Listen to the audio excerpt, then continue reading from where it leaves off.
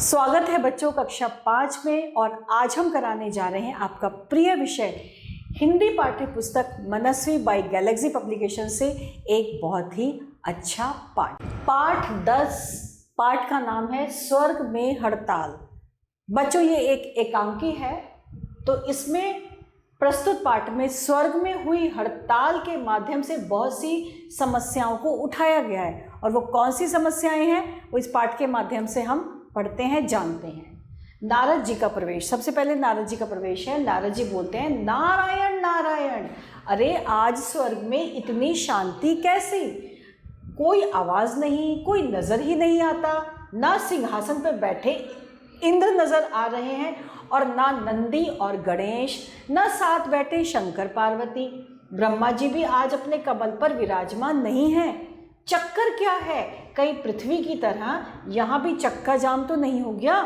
उन्हें एक गुफा के बाहर गणेश जी बैठे दिखाई पड़ते हैं। उनके सामने तख्ती रखी है जिस पर लिखा है आज स्वर्ग में हड़ताल है। नारद जी चौंकते हुए, स्वर्ग में हड़ताल? यही कारण है जो चारों ओर सन्नाटा छाया हुआ है। नारद गणेश जी के पास पहुंचते हैं। नारद जी पूछते हैं, जय हो विघ्न विनाशक विनायक की, पर आज आपके काम में विघ्न कैसे पड़ गया? प्रभु तख्ती की ओर इशारा करके, हड़ताल, इसका कुछ कारण और निवारण भी होगा प्रभु, कुछ तो बताइए। तो गणेश जी कहते हैं, देखी नहीं है तख्ती, मैं हड़ताल पर हूँ। तो नारद जी कहते हैं, प्रभु मैं आपके लिए लड्डू लाया हूँ, वह तो ग्रहण कीजिए, हड़ताल वड़ताल तो होती रहेगी। तो गणेश जी कहते हैं, हड़ताल यानी हड़ताल। नारद जी कहते हैं, पर प्रभु इस हड़ताल का कोई कारण भी तो होगा। तो गणेश जी कहते हैं, सब अपने अपने अलग अलग मुद्दे हैं, मतलब सबके अपने अपने और अलग अलग मुद्दे हैं। वो क्या है? मेरा अपना अलग मुद्दा है। तो नारद जी चौंक कर, सब देवताओं के, पर आपका क्या मुद्दा है हे प्रभु? तो गणेश जी कहते हैं, पृथ्वीवासी मुझे लंबोदर कहते हैं, इस पर मुझे आपत्ति है। तो नारद जी कहते हैं, पर आपका पेट कुछ बड़ा तो है ही, हे फिर हंसने लगते हैं। तो गणेश जी क्रोध से, कभी देखा है पृथ्वीवासियों को? वे स्वयं लालची तथा बेईमान हैं। उनकी लूटने, खसोटने, छीनने, बटोरने की आदत कभी भी नहीं मिटती। लंबे उदर वाले तो वे स्वयं हैं। मैं नहीं कहलाना चाहता लंबोदर, इसलिए मैं हड़ताल पर हूँ। तो गणेश जी नारद जी कहते हैं, नारायण नारायण, आपका मुद्दा तो सचमुच में लाजवाब है, पर और देवताओं की हड़ताल पर जाने का क्या कारण है? हो सकता है उन सब के तो बड़े अच्छे अच्छे नाम हैं। गणेश जी क्या कहते हैं, यह तो आप उन्हीं से पूछिए। नारद गणेश जी के पास से उठकर राजा इंद्र के पास जाते हैं। नारद जी, दुहाई हो महाराज, आज कामकाज ठप क्यों है? तो इंद्र कहते हैं, आज हम सब हड़ताल पर हैं, मालूम है ना? तो नारद जी कहते हैं, पर महाराज आपका इतना सुंदर नाम है इंद्र, सुनते ही मानो वीणा के तार झनझनाने लगते हैं, लगता है इंद्रधनुषी वर्षा की फुहार होने लगी हो। आपकी हड़ताल पर जाने की वजह तो समझ नहीं आती है। तो इंद्र गुस्से में कहते हैं, तुम्हें अपने आसपास देखने से फुर्सत हो तो कुछ नज़र भी आए, ये वर्षा ही मेरे हड़ताल पर जाने का कारण है। तो नारद जी, वर्षा ही तो जीवन का आधार, जल देती है, इस वर्षा के कारण आप हड़ताल पर हैं। तो इंद्र कहते हैं, हाँ, इसी के कारण पृथ्वी पर मनुष्य जो अनाचार कर रहा है उससे सब कुछ प्रदूषित हो गया है। प्रदूषण से आसमान की नीली छतरी में क्या हो गया है? छिद्र हो गए हैं। और दुख की बात तो ये है कि अब जो मैं बारिश करता हूँ अम्ल वर्षा के रूप में पृथ्वी पर गिरती है, तो मैं परेशान ना हूँ तो क्या करूँ? तो नारद जी कहते हैं, अरे इनके पास तो सचमुच एक मुद्दा है, दूसरे देवताओं के पास जाकर देखता हूँ। घूमते हुए आज स्वर्ग लोक में सचमुच ही सुना है, इसलिए मधुर बंसी की आवाज़ भी नहीं सुनाई पड़ती। क्या कृष्ण जी भी हड़ताल पर हैं? पता लगाता हूँ। और नारद जी कृष्ण को ढूंढते पहुँचते हैं जो एक पेड़ के नीचे उदास बैठे हैं। नारद जी, जय हो देवकी नंदन, क्या आप भी हड़ताल पर हैं? पर प्रभु, यहाँ स्वर्ग में सारे सुख आपके कदमों में है, आपके हड़ताल पर जाने का भला क्या कारण है? तो कृष्ण जी क्रोध से कहते हैं, कैसा सुख? क्या हमारे पास हृदय नहीं है? नारद जी, नारायण नारायण, प्रभु आपका हृदय तो अत्यंत उदार है। तो कृष्ण जी गुस्से से, खाक उदार है, तभी तो मेरी प्रिय गायें पृथ्वी पर प्लास्टिक खा खाकर मर रही हैं। मानव ने तो बस हद कर दी है। प्लास्टिक की भी थैलियों में फल सब्जी के छिलके, कूड़ा करकट साथ मिलाकर फेंक देता है। बेचारी भूखी गायें प्लास्टिक की थैलियां ही खा जाती हैं और मौत के मुंह में समा जाती हैं। नारद जी, नारायण नारायण, यह तो सचमुच में अनर्थ हो रहा है। नटवर नागर, आपके हड़ताल पर जाने का कारण भी एकदम सही है। चलता हूँ नारायण नारायण।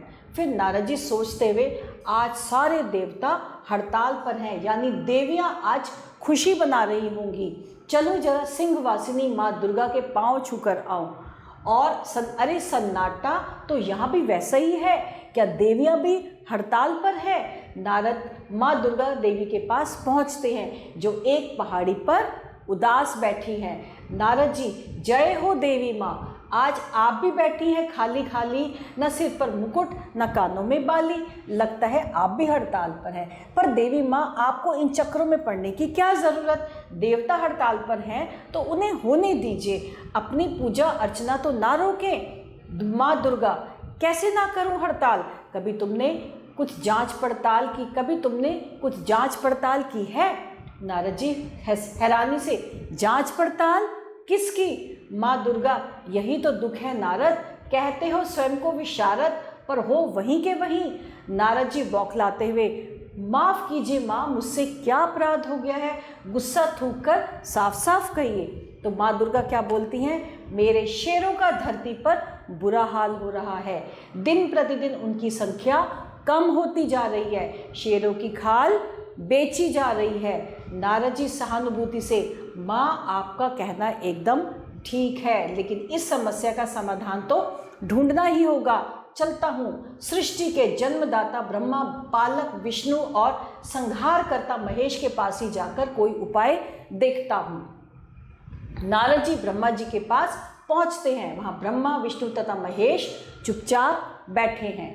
नारद जी, नारायण नारायण, त्रिदेव की जय हो। प्रभु आप तीनों भी हड़ताल पर हैं, पर आप सबके हड़ताल में जाने की कोई ना कोई वजह तो होगी।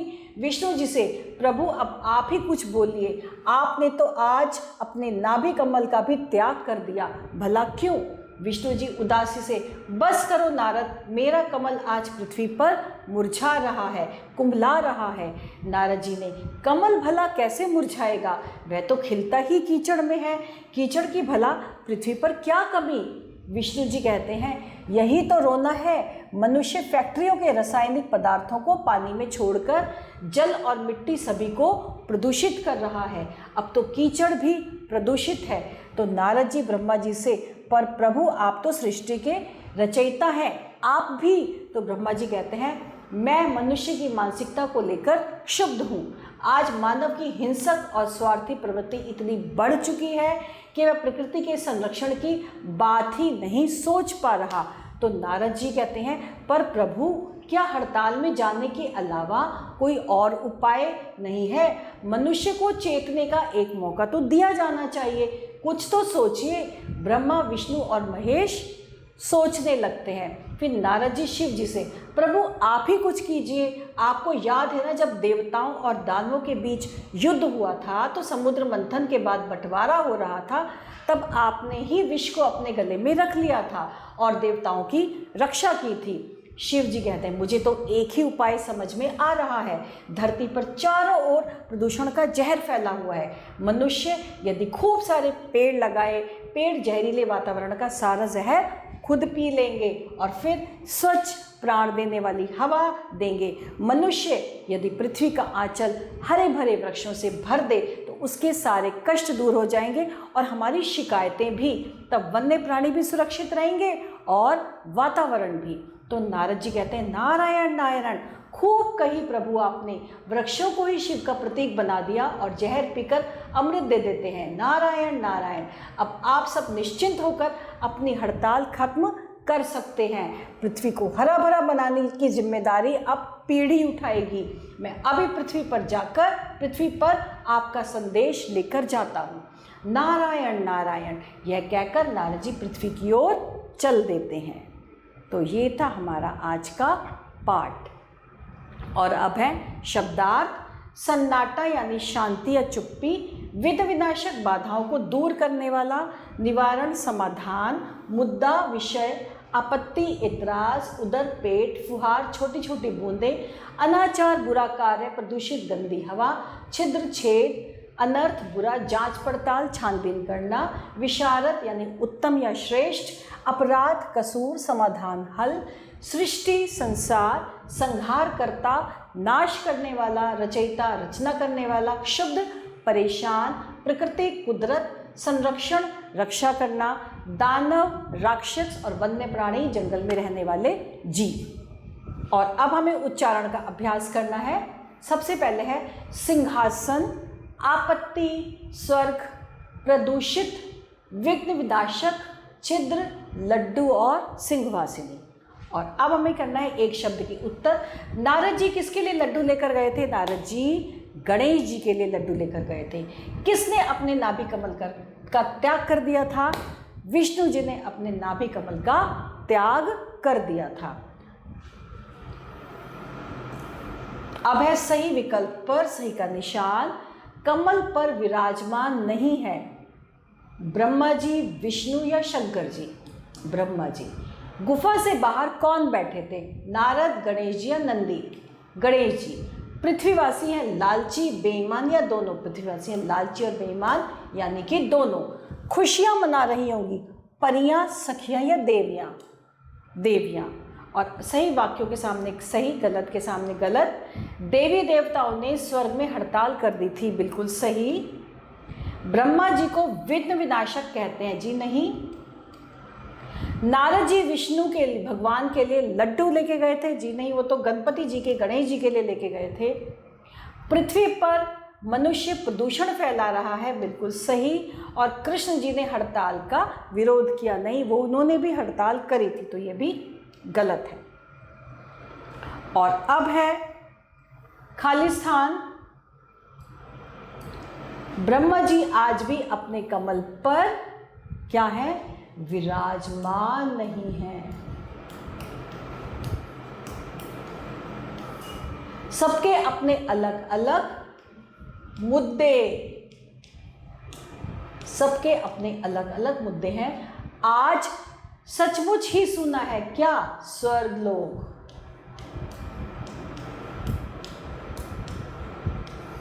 अब तो भी प्रदूषित है क्या? अब तो कीचड़ भी प्रदूषित है।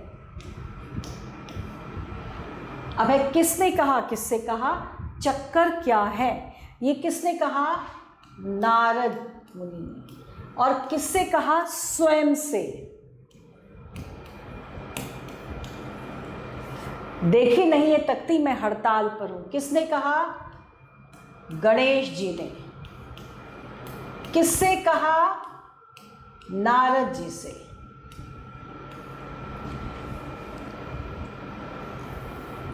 यह वर्षा ही मेरे जाने का, यह वर्षा ही मेरे हड़ताल पर जाने का कारण है। किसने कहा? इंद्र भगवान ने। किससे कहा? नारद जी से। क्या हमारे पास हृदय नहीं है? ये किसने कहा? कृष्ण ने। किससे कहा? नारद जी से। कभी तुमने कुछ जांच पड़ताल की है? ये किसने कहा? मां दुर्गा ने। और किससे कहा? नारद जी से। मुझे तो एक ही उपाय समझ में आ रहा है। ये किसने कहा? नारद जी ने। किससे कहा? शिव जी से। तो ये हमारा था किसने कहा, किससे कहा। और अब है प्रश्न उत्तर। स्वर्ग में चारों ओर सन्नाटा क्यों छाया हुआ था? स्वर्ग में चारों ओर सन्नाटा क्योंकि उस दिन सारे देवी देवता हड़ताल पर थे, इसलिए सन्नाटा छाया हुआ था। इंद्र ने अपनी हड़ताल का क्या कारण बताया? इंद्र ने बोला कि मनुष्य जो पृथ्वी लोक है वहाँ पे अराजकता फैल गई है। जो मनुष्य है वो जो वहाँ पे मैं जो जल बरसाता हूँ वो बिल्कुल प्रदूषित हो चुका है। इतना ज़्यादा प्रदूषण हो गया है कि नीली छतरी में भी जो है वो छेद हो गया है, और जो मैं वहाँ पे बारिश करता हूँ वो भी जो है अमल के रूप में नीचे वर्षा गिरती है, वर्षा के रूप में आता है, पानी भी अमल के रूप में नीचे गिरता है। इसलिए वो जो थे उन्होंने अपनी हड़ताल का ये कारण बताया, उन्हें मनुष्यों से ये शिकायत थी। नारद जी की बात सुनकर कृष्ण को गुस्सा क्यों आ गया? क्योंकि नारद जी ने बोला था कि आपके चरणों में तो सारा स्वर्ग है, सारा सुख आपके चरणों में, आपने ये क्यों हड़ताल कर रखी है, आपने क्यों हड़ताल की है? स्वर्ग का सारा सुख तो हे नटवर नागर आपके चरणों में। तो यह सुनकर कृष्ण जी को गुस्सा आ गया। माँ दुर्गा की उदासी का क्या कारण था? माँ दुर्गा इसलिए उदास थी, वो कह रही थी कि मनुष्यों ने जो हमारे वहाँ पे नीचे पृथ्वी लोक पर शेरों की संख्या जो है वो धीरे धीरे ख़त्म होती जा रही है, कम होती जा रही है। मनुष्य जो है वो शेरों को धीरे धीरे, मेरे शेरों को ख़त्म कर रहे हैं और उसकी खाल जो है, उसकी खाल, शेरों को मारकर उसकी खाल बना रहे हैं, इसलिए वह उदास थी। शिव जी ने मनुष्य के कष्टों को दूर करने का क्या उपाय बताया? शिव जी ने बोला कि अगर मनुष्य पृथ्वी लोक पर पेड़ ही पेड़ लगा देंगे, खूब सारे पेड़ लगाएंगे, तो ये सारी जितनी जहरीली हवा है ये सारे पेड़ अपनी तरफ ले लेंगे, खींच लेंगे, और पृथ्वी जो है बिल्कुल वहाँ पर एक स्वस्थ और प्राण देने वाली वायु बहेगी। इससे मनुष्य फिर उन्हें मनुष्यों से कोई शिकायत नहीं होगी। पृथ्वी का सारा आंचल हरे भरे पेड़ों से भर जाएगा, जिससे वहाँ पे एक स्वच्छ वातावरण रहेगा, और वन्य प्राणी हैं वो भी स्वस्थ रहेंगे और वातावरण भी स्वस्थ रहेगा, और फिर उन्हें मनुष्यों से कोई शिकायत नहीं होगी। तो ये था बच्चों हमारा आज का पाठ, और हम आशा करते हैं इस पाठ के माध्यम से आपको भी कुछ समझ में आया होगा। जी हाँ, क्या कि हमें ज़्यादा से ज़्यादा पेड़ लगाने हैं। हमें अपने देश को, अपने नगर को हरियाली, यानी कि जितने ज़्यादा आप पेड़ लगा सकते हैं उतने ज़्यादा पेड़ लगाइए, तभी वातावरण स्वस्थ रहेगा। और इसके साथ हमारा ये आज का पाठ यहीं समाप्त होता है। आभार।